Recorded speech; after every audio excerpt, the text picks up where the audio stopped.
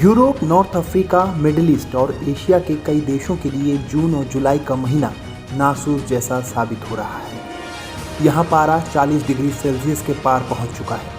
कई जगहों पर तो पारे ने थर्मामीटर का रिकॉर्ड तोड़ डाला। स्क्रीन पर दिख रही ये तस्वीर 13 जुलाई 2022 की है। इसमें धरती के पूर्वी गोलार्ध के ऊपर सरफेस एयर टेम्परेचर दिखाया गया है, जो 40 डिग्री सेल्सियस के ऊपर है।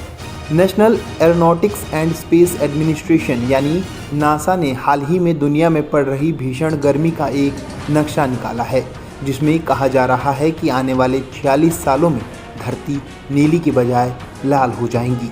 दरअसल नासा ने एक नक्शा निकाला है जिसमें धरती नीली दिखने की बजाय लाल दिखाई दे रही है और सबसे ज़्यादा इसका असर यूरोप, एशिया और अफ्रीका पर बताया जा रहा है।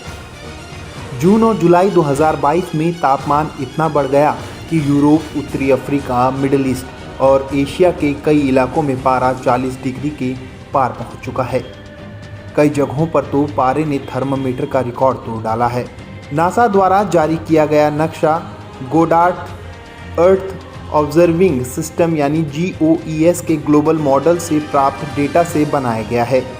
इन नक्शे के मुताबिक वायुमंडल में बढ़ी हुई गर्मी और स्थानीयता आधार पर तापमान निकाला गया है। वहीं नासा द्वारा कहा जा रहा है कि इंसानों द्वारा फैलाए जा रहे प्रदूषण, ग्रीन हाउस गैसों के उत्सर्जन की वजह से लगातार जलवायु परिवर्तन हो रहा है।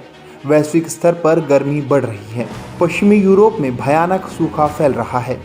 गर्मी और सूखे की वजह से पुर्तगाल, स्पेन और फ्रांस के कई हिस्सों में जंगली आग फैल रही है। पुर्तगाल में तापमान 45 डिग्री सेल्सियस तक पहुंच चुका है। यहां पर लीरिया नाम के कस्बे का 7400 एकड़ का इलाका जल गया है।